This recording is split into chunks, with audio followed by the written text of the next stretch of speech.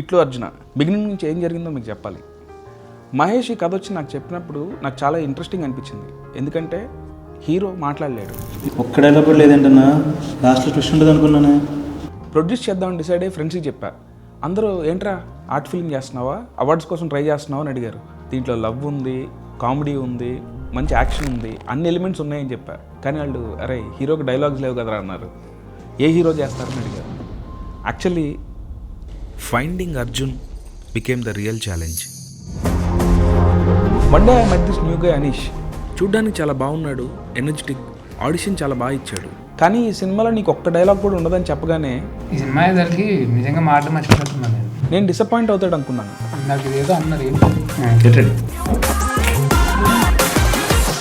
అసలు ఈ హోల్ ప్రాసెస్లో ఈ రోల్ ఎందుకు ఒప్పుకున్నావు అని అనీష్ని అడిగితే కథని మాటలు లేకుండా కన్వే చేయడం very challenging and I'm grateful for this opportunity అన్నాడు.